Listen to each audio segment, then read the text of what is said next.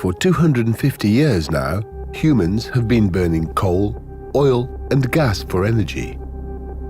Fossil energy sources are in fact prehistoric woods, millions of years of stored solar energy. The exploitation of fossil fuels made the Industrial Revolution possible and has been providing us with continuous economic growth and technological progress. Yet this development has been causing threatening changes to our climate, the massive effects of which we are only just beginning to experience. By burning coal, oil or gas, carbon dioxide, also known as CO2, is released into the atmosphere. To this day, CO2 emissions have been increasing dramatically.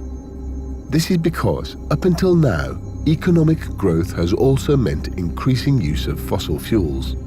In just 250 years, a very short time span compared to the Earth's history, humans have increased the quantity of CO2 in the atmosphere by around 40%. This is an alarming amount, bringing us to levels last seen on Earth 4 million years ago.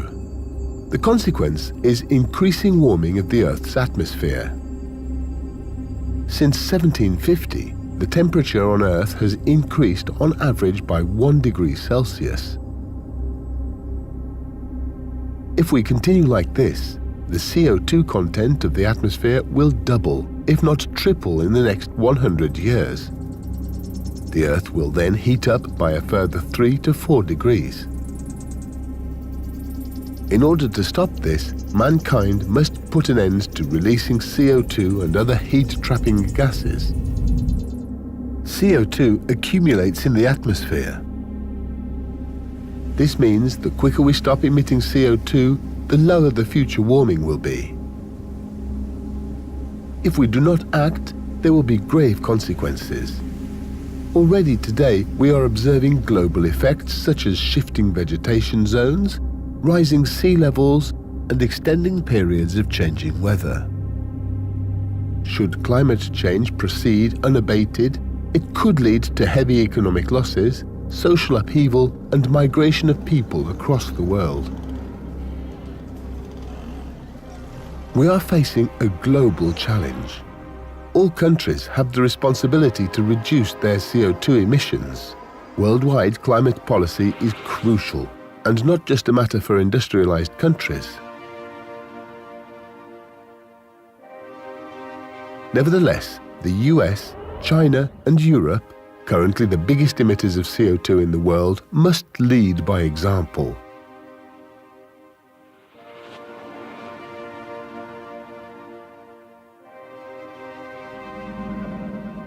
The 2015 UN Climate Conference in Paris was a breakthrough in international climate policy.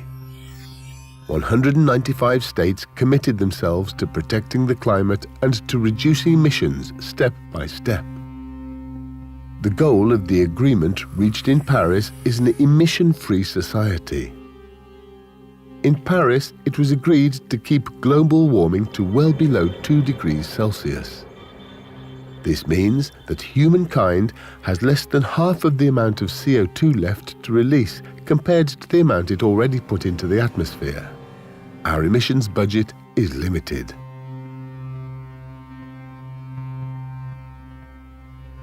The Paris Agreement commits industrialized countries to help developing countries to reduce their emissions and to adapt to climate change. Good climate policy making means striking a balance between competing interests, acting cooperatively, and sharing innovative concepts and ideas. The Paris Agreement can only be successful if it creates incentives for countries to commit ambitious action rather than wait for others to act. This is why some countries must lead in ambition and implementation. Germany and the European Union aim to be leaders by example.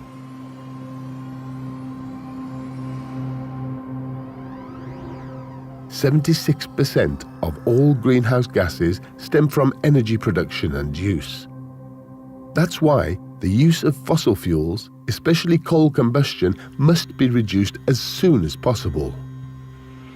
This means not only to shift to renewable energy sources, but also that residual emissions from agriculture, heavy industry, aviation and shipping need to be neutralized in the long term.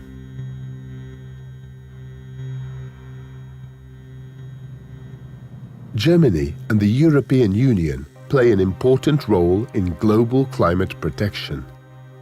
The EU is the third largest producer of greenhouse gases after China and the US, and it is responsible for 10% of global greenhouse gas emissions.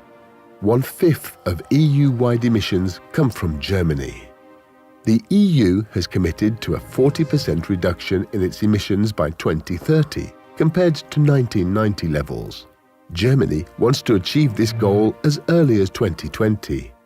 The Energiewende, the transition to low-carbon energy supply in Germany, is a technological, political, and societal project.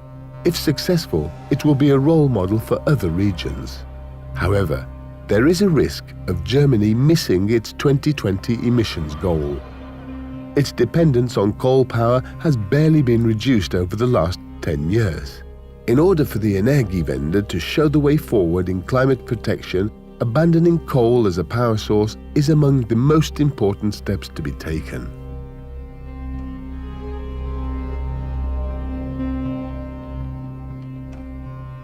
We know we need to act decisively now. The Paris Agreement provides a foundation to build on, and yet agreements mean nothing until they are acted upon. For this, we need creativity, bright ideas, courage, and leadership. International climate policy can only provide the conditions and objectives, but it is up to us to take action, and the time to act is now.